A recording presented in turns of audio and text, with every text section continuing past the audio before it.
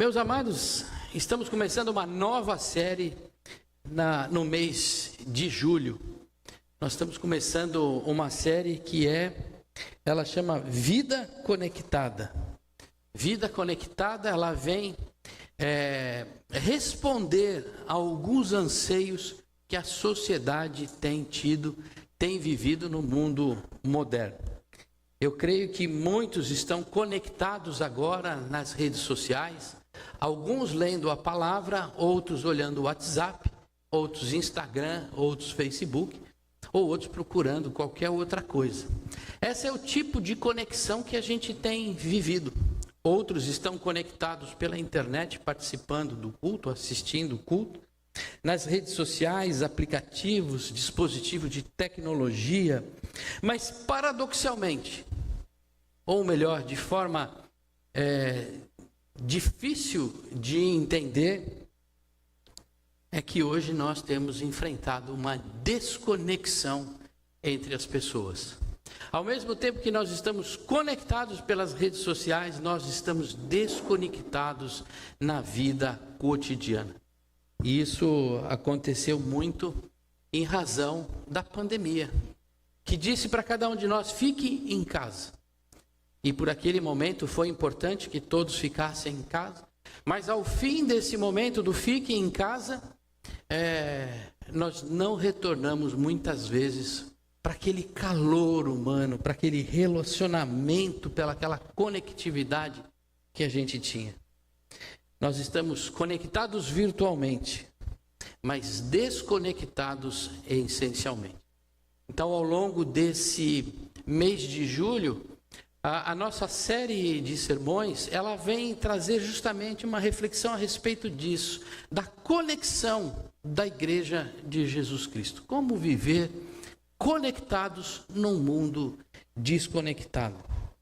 O que a gente vê com essa desconexão é que nós perdemos a essência da conexão com Deus. E isso é algo muito visível quando nós ligamos não mais a televisão, né? Quando a gente entra no Instagram, no Facebook e todas as redes sociais, esvaziou-se o sentido de sagrado e de espiritualidade.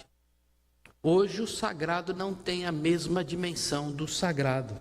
A espiritualidade é muito mais alguma coisa mística do que um relacionamento sincero com algo imaterial, que é o nosso Deus. Com isso, a humanidade vem perdendo a sua identidade como filhos e criaturas de Deus, perdendo a característica, a compreensão do seu propósito de vida como servos do Senhor Altíssimo. A secularização que todos e que muitos nós falamos, ela não eliminou a fé. A secularização não vem acabar com a fé, mas vem gerar órfãos de transcendência, de ir além do que os nossos olhos enxergam. E isso é um problema grave que nós temos vivido. Outra desconexão que a realidade hoje nos apresenta é a desconexão entre pessoas. Esvazia-se o compromisso comunitário em detrimento do individualismo. Eu sou muito mais eu do que nós. E isso gera uma série de situações, principalmente a perda de vínculos autênticos. E a gente olha para nossos relacionamentos em casa, no trabalho, na igreja, na escola, aonde a gente estiver, a gente não tem mais relacionamentos autênticos, firmes, sólidos.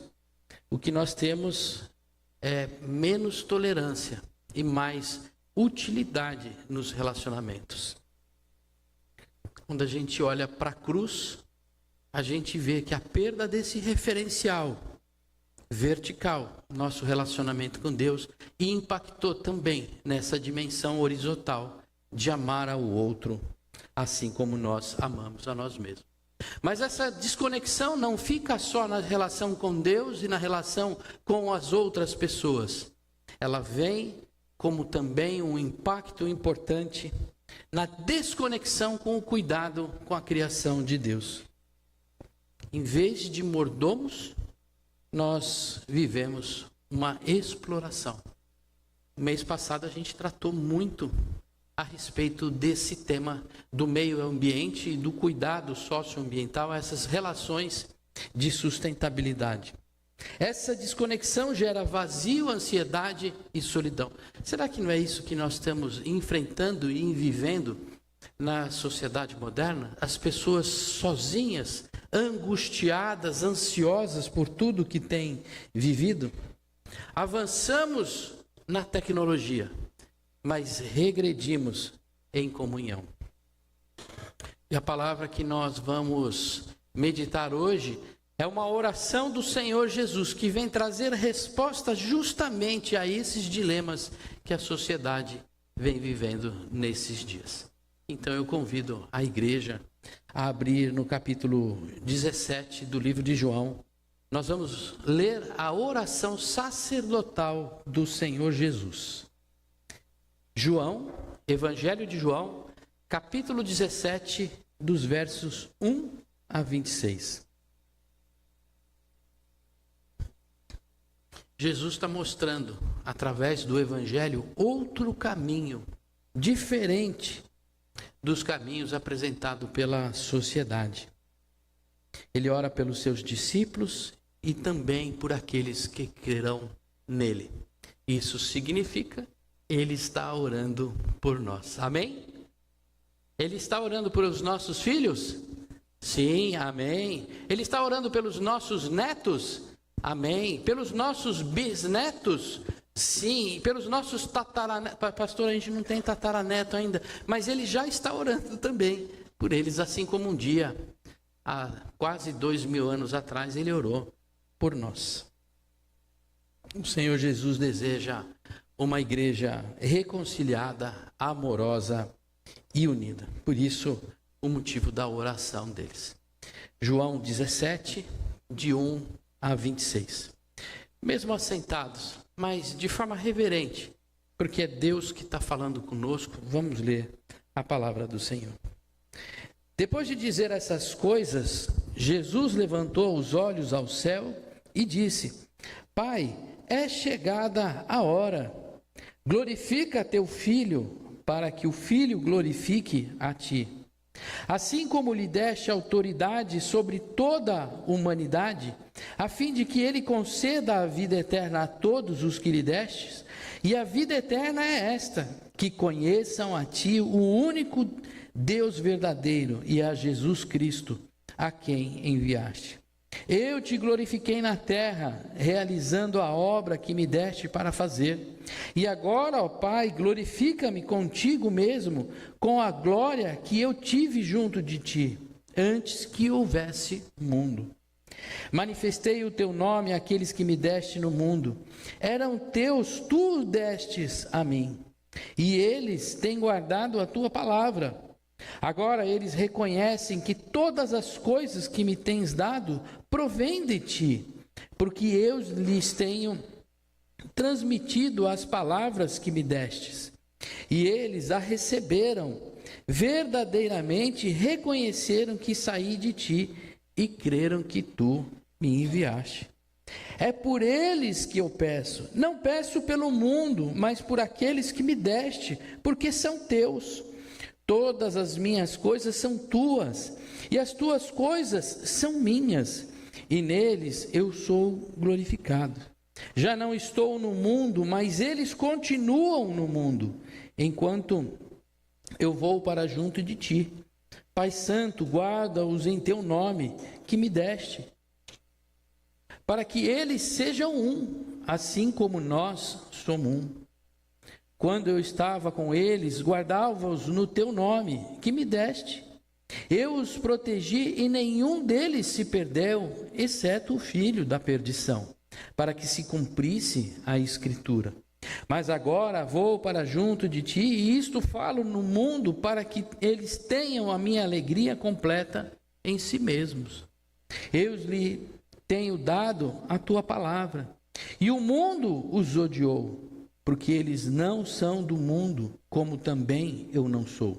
Não peço que os tire do mundo, mas que os guarde do mal. Eles não são do mundo, como também eu não sou. Santifica-os na verdade.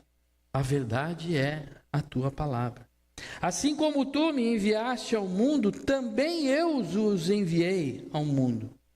E a favor deles eu me santifico, para que eles também sejam santificados na verdade.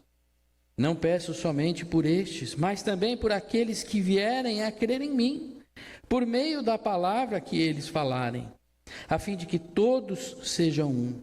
E como tu, ó Pai, estás em mim, e eu em ti, também eles estejam em nós, para que o mundo creia que tu me enviaste.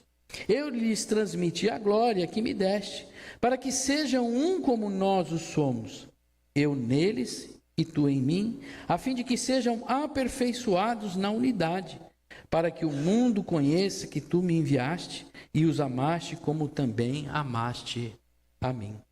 Pai, a minha vontade é que onde eu estou também estejam comigo os que me deste, para que vejam a minha glória que me conferiste, porque me amaste antes da fundação do mundo. Pai justo, o mundo não te conheceu, eu, porém, te conheci também. Estes reconheceram que tu me enviaste. Eu lhe fiz conhecer o teu nome, e ainda o farei conhecer, a fim de que o amor com que me amaste esteja neles, e eu neles esteja. Amém. Vamos orar mais uma vez. Pai querido, obrigado pela tua palavra, Senhor. Testifica, Senhor, em nossos corações, meu Pai, aquilo que o Senhor tem para nós nessa noite. Afasta, Senhor, a mensagem humana e que o teu Espírito Santo, meu Pai, nos convença da verdade. Nos ensina, Senhor, a viver como o Senhor deseja em sua oração, para que o teu nome seja exaltado e glorificado pelos séculos dos séculos. Amém.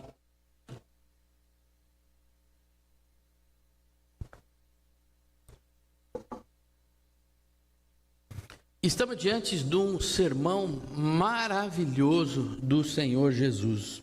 É um sermão de despedida. Não é o sermão feito no Getsemane, porque naquele sermão era um sermão de dor, de angústia. Aqui não. Aqui é logo depois da ceia, ainda no cenáculo. Depois de participar da ceia, o Senhor vem e ora em majestade e clareza, como quem já venceu a morte. E essa oração começa olhando para o cumprimento da vontade do Pai e a glorificação através da vida do Filho.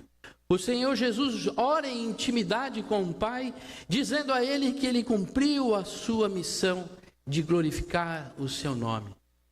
E que o Senhor seja glorificado, assim como Ele também venha a ser glorificado. A segunda parte da oração, ela é direcionada àqueles discípulos que estavam lá naquele momento. E Jesus sabia das dificuldades que eles enfrentariam. Quem está participando às terças-feiras conosco, estudando o livro de Atos, a gente consegue ver quantos discípulos do Senhor Jesus foram mortos pela perseguição religiosa. Nós paramos agora no capítulo 22, mostrando Paulo sendo perseguido de volta da sua viagem missionária em Jerusalém.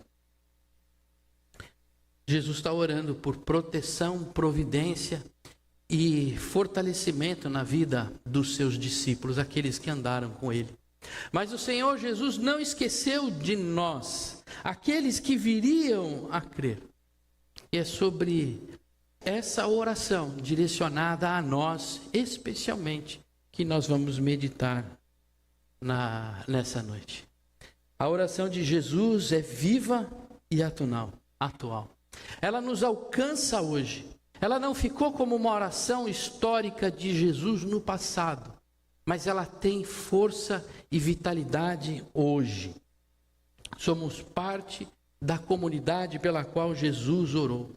Somos chamados à comunhão, ao amor, à missão, conectados em Jesus.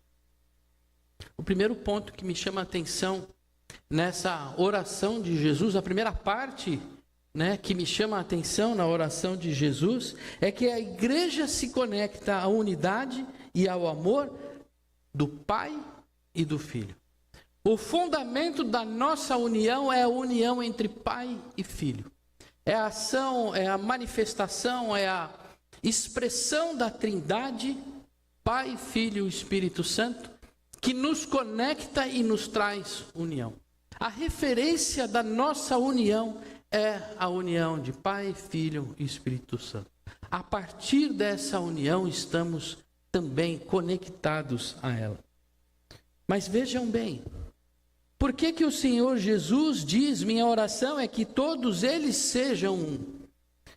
Se nós estamos conectados já, unidos em Cristo, então nós somos um? Não, o Senhor sabia que por conta da nossa natureza, né, impactada, transformada, corrompida pelo pecado, nós não conseguimos viver essa harmonia. Por si mesmo, nós não conseguimos harmonia com o outro. Por quê? Porque o pecado de Adão, o pecado original, a transgressão vital trouxe fragmentação à ordem relacional que Deus estabeleceu. O pecado fez na vida de cada um de nós não se conectar com Deus. A sociedade vive o que nós falamos, uma deficiência de reconhecimento da divindade, de Deus como Senhor.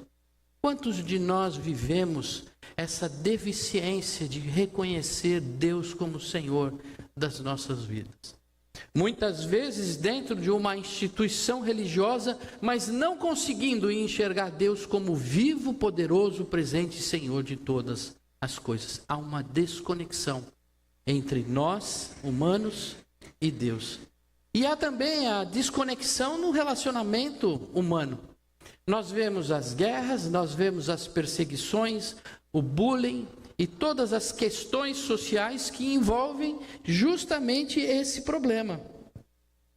Essa corrupção dos vínculos. E começou logo de uma vez. Adão e Eva eram um casalzinho perfeito, não tinha briga, entendeu? Adão e Eva acordavam descabelados, mas ninguém ficava preocupado. Né? Eu não sei se tinha café coado naquela época, mas ninguém reclamava se estava com açúcar ou sem açúcar. No momento em que houve a desobediência de Deus, já começou. Foi ela, não, foi ele. Mas foi você que pegou, não, mas foi você que falou. E aí já começou a crise relacional na humanidade e que se arrasta até hoje. Quantas vezes a gente vê dentro da própria igreja situações de conflito por conta dessa falta de conectividade entre os irmãos. E nós já falamos a respeito da natureza. O homem passa a ser um predador e não um mordomo. Mas a Jesus, ele reconhece isso na sua oração. Quando ele olha para cada um de nós e quando ele olha para os seus discípulos, ele consegue compreender que vai ser difícil para eles, por conta da sua natureza transformada pelo pecado, conseguirem viver essa comunhão, tanto com Deus, quanto com o outro, quanto com cuidado na natureza. Mas Jesus enfrenta isso. E ele enfrenta como? Só através de oração? Não. Ele vive em obediência. Ele obedece a Deus diferentemente do que Adão não andou em obediência. Ele morre por amor, um amor que se entrega. Ele ressuscita em glória e ele reina com autoridade. Por isso que não adianta nós tentarmos sermos unidos a partir ou fora de Jesus. Não existe nenhuma ação, plano, teoria, nada que a gente possa fazer para que nos torne unidos, a não ser que o Senhor Jesus reconfigure, reconecte cada um de nós a Ele. Se não for através do Senhor Jesus, nós não conseguimos viver em unidade. Quando nós centralizamos nossa vida em Jesus, somos reconectados na comunhão com Deus e com o outro. Quando a gente nasce de novo e parece só um ato religioso de receber um pouco de água sobre a cabeça e falar umas frases bonitas aqui na frente, a gente acha que é só isso. Não. Quando nós nascemos de novo no coração e entregamos a nossa vida, reconhecendo que o Senhor Jesus e Deus nos amaram porque eles são só um, então a nossa vida se transforma. Não só em relação a Ele, a ter vontade de estar com Deus, mas também a gente passa a ter vontade de se reconectar com o outro. Simplesmente a gente passa a sentir falta do outro. E a gente olha no banco da igreja, cadê aquele irmão que não veio? Não é porque ele não veio, porque é um número que deixa de contar na estatística. Mas o que será que aconteceu com ele? Será que ele está precisando de ajuda? Será que ele está triste? Como é que está o coração dele? Ele é parte do nosso corpo. No último domingo nós falamos a respeito disso, né? Que é como um dedo que perde a função quando está fora do corpo. A verdadeira unidade não nasce da ação humana, mas sim nasce da ação de Deus. E essa unidade não é em si mesma. Talvez a gente possa pensar que estar na igreja é ser salvo e ponto final. Ou vivermos em unidade tem razão em si mesmo, porque nós somos cristãos, temos que ser unidos e ponto. Não, o viver em unidade tem um propósito maior. E qual é o propósito? Propósito missional. Que as pessoas enxerguem a Deus através da nossa unidade e do nosso amor. A ausência de unidade compromete o testemunho da igreja. Por isso, viver reconciliados não é só um chamamento espiritual, é uma missão diante do mundo. Hoje de manhã, pregando lá na Primeira de Campinas, abrindo o aniversário de 155 anos, eu conversei com eles a respeito dessa questão do crescimento da igreja. A igreja tem 155 anos. Se a igreja não fosse conectada com Deus, se ela não fosse conectada com os outros, se não vivesse em unidade, a gente ia ver as dificuldades que tem. Pela história da nossa denominação, quantas divisões criaram o afastamento de membros. Mas a unidade fez a igreja crescer. Quando a gente estudou Atos dos Apóstolos, capítulo 2, nós vimos que depois do batismo com o Espírito Santo, cheios do Espírito Santo, a igreja crescia e o povo ao redor se alegrava com a igreja, porque era uma igreja unida, vivia em paz e na paz da unidade do Pai, do Filho e do Espírito Santo. Somos chamados a refletir o amor de Deus através da unidade da igreja. O Senhor Jesus também na sua oração destaca um outro ponto importante, que a unidade é o sinal da glória presente e futura. E isso é muito importante para a gente compreender, porque o Senhor diz que bem-aventurado é aquele, quando nós lemos o Sermão da Montanha, o Sermão do Monte, o Senhor diz todas as bem-aventuranças, e bem-aventurança que se quer dizer feliz. Então, feliz é aquele que reflete a imagem de Deus, porque foi restaurado a partir da ação de Deus. Nós somos felizes porque refletimos a unidade do Pai e do Filho. Mas por que nós somos felizes e por que a razão de refletir essa imagem? Porque o mundo não consegue ver a grandeza de Deus. Se você parar e falar assim, eu não acredito que todas essas bênçãos que Deus traz para nós, toda essa grandeza, o mundo não consegue reconhecer. No meio da guerra, no meio de outras religiões que vivem dificuldades, eles não conseguem olhar e enxergar Deus como maravilhoso? Não conseguem enxergar. Porque a eles não foi dado isso, mas foi dado através da unidade e do amor da igreja. Quando a igreja reflete o amor de Deus, então as pessoas creem no Senhor Jesus. Quando a igreja reflete divisão, as pessoas fogem da igreja. Por isso que a unidade é reflexo da glória presente. Porque a gente consegue ver Jesus através do reino de Deus vivido por cada um de nós. Se nós não vivermos o reino de Deus, não tivermos os nossos hábitos, não mudar a nossa forma de viver e de expressar a nossa fé, nós não vamos conseguir apresentar Jesus Cristo através da nossa vida. Por isso, o Senhor Jesus nos convida a experimentar a unidade perfeita. Viver uma igreja reconciliada, unida e amorosa. Expressando o reino de Deus que já chegou. Porque o Senhor Jesus, quando nasceu, Ele trouxe o reino. Às vezes a gente vive pensando que o reino de Deus é o futuro, quando Jesus voltar. Não, o reino de Deus já está presente. A gente é chamado a viver o reino para expressar a glória de Deus no mundo que nós já vivemos. E para chegar a essa unidade perfeita, é preciso viver um processo de santificação. Como é que eu posso ter luz se eu não me aperfeiçoei na fé?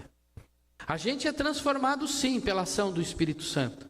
Quando eu digo, Senhor, eu o adoro, o Senhor é o Senhor da minha vida, o Espírito Santo está sobre mim.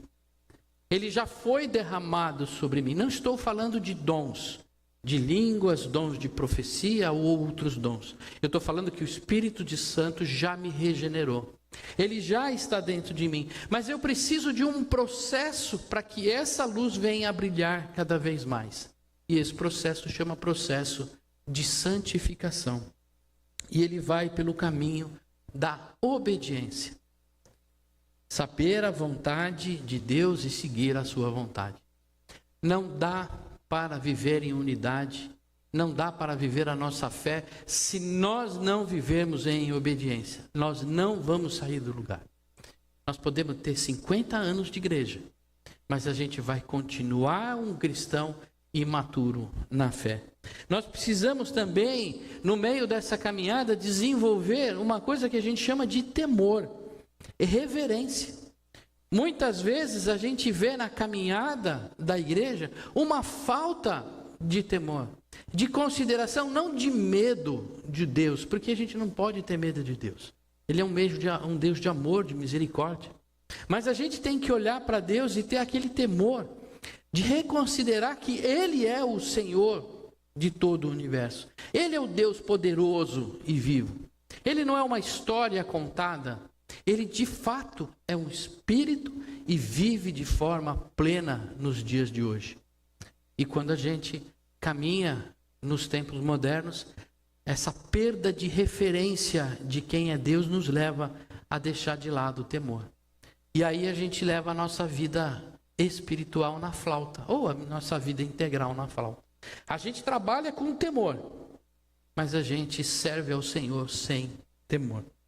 E o terceiro ponto que a santificação nos leva é o serviço.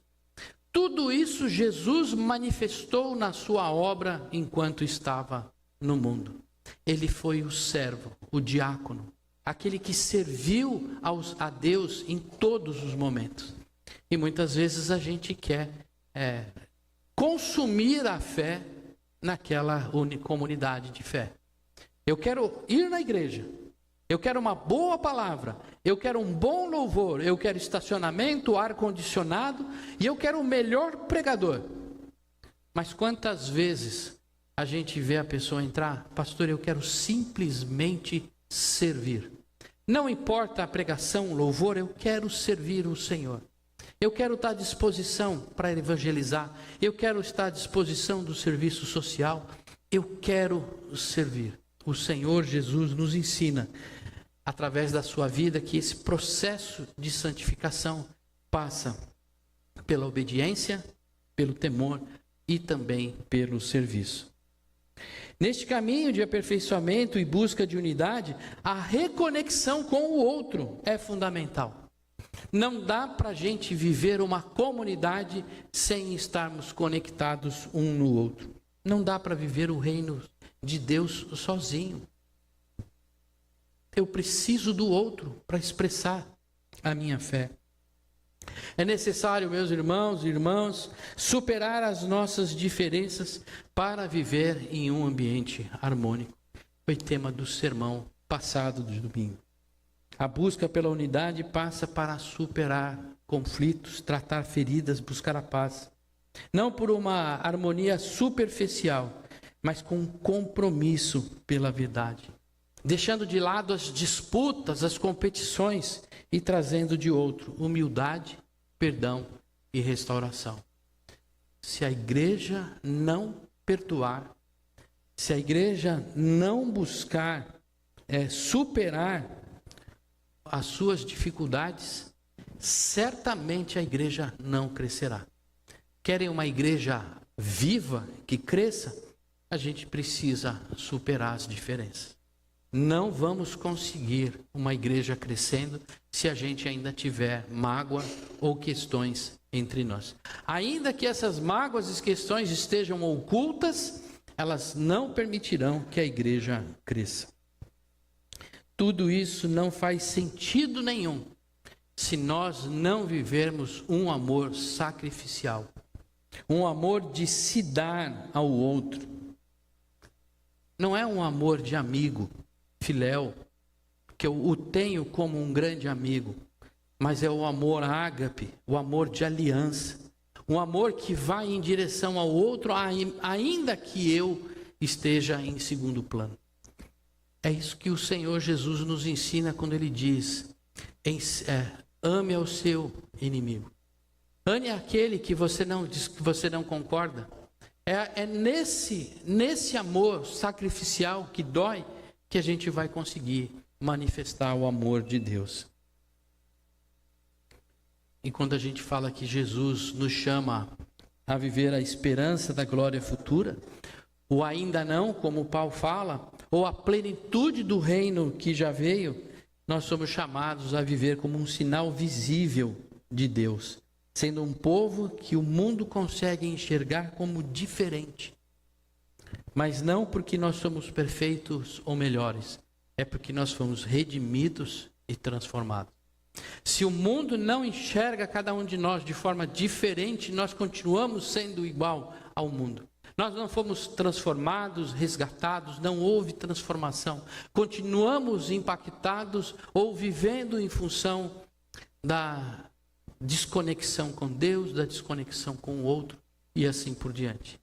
Mas quando o mundo começa a ver que as nossas atitudes são diferentes, então ele começa a enxergar o reino de Deus.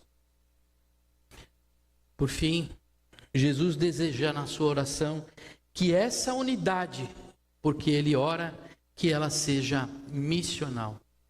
Olha os versos, a parte do verso 21 e 23. Para que o mundo creia que tu me enviaste. A unidade é para que o mundo creia. A unidade é para que todo mundo saiba que tu me enviaste e que os amas tanto quanto me amas.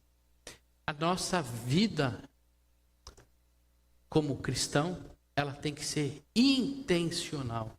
Nós temos que ter intencionalidade. Não estamos na igreja ou fazemos parte da igreja para receber bênçãos, mas somos farol e luz através do brilho do Senhor. E qual que é a intenção dele? João 3,16. Deus amou o mundo de tal maneira que deu o seu Filho unigênito, para que todo que nele crê não pereça, mas tenha a vida eterna. Esse é o desejo do Senhor Jesus, que através da nossa unidade, da nossa vida, a gente possa espelhar isso, que Jesus é o Filho amado e que veio para resgatar o mundo.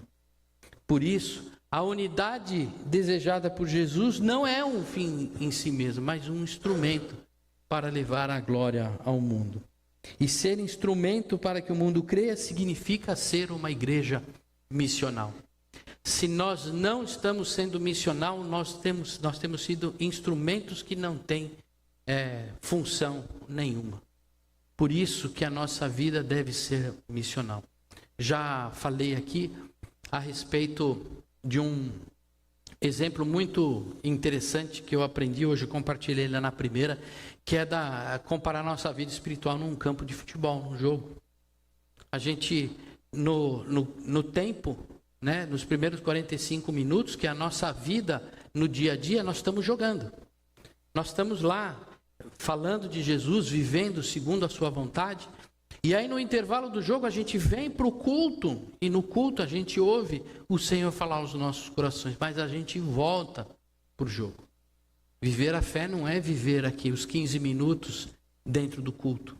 A fé é vivida lá no campo, aonde a gente soa, dá vida, joga, né? Vamos dizer assim, entrega tudo de nós para ganhar o jogo. E ganhar o jogo é levar as pessoas ao Senhor Jesus.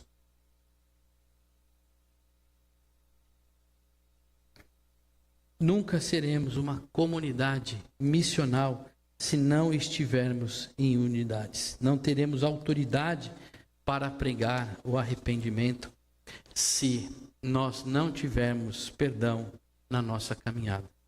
Chegando ao fim, Jesus encerra a sua oração com palavras de profunda intimidade. Pai justo, o mundo não te conhece, mas eu te conheço. E estes discípulos sabem que tu me enviaste.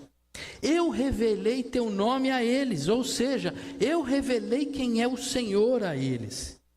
E continuarei a fazê-lo.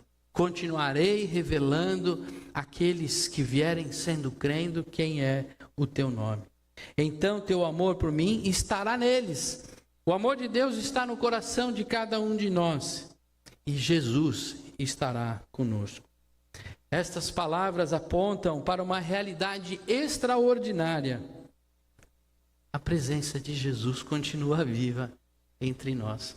Não é apenas uma religião, não é apenas uma instituição religiosa, mas é Deus presente neste lugar. Quando nós em breve participarmos da mesa, é Deus presente nesse lugar. Mas como isso acontece? Como Deus está presente conosco através do Espírito Santo. O Senhor Jesus disse, eu vou para junto do Pai, mas não vos deixarei órfãos. Ou seja, vocês não vão ficar sozinhos sem a minha presença espiritual no meio de vocês. Eu derramarei sobre todos o Espírito Santo. E é o Espírito Santo que nos capacita a viver a nossa identidade como filhos de Deus. Não é mérito nosso, não é mérito de cada um de nós, a nossa santidade ou a nossa identificação como cristãos, mas é a ação do Espírito Santo na nossa vida. Os entusiasmos a buscar a unidade verdadeira vem através da ação do Espírito Santo. Se eu dou liberdade ao Espírito Santo, eu ouço Ele falar no meu coração e ajo segundo a sua vontade. Ele sopra no seu... Sabe aquele irmão com quem você está triste, que magoou você? Porque ele falou com você de uma forma, mas perdoa ele. Eu sei que ele está com dificuldade. Ele pode ter até falado por mal, mas ele não sabe o que ele fez. E aí você para e fala assim, não, mas eu não posso perdoar. Não resista ao Espírito Santo. Se o Espírito Santo falou no seu coração, perdoa. Vai até o seu irmão, perdoa ele.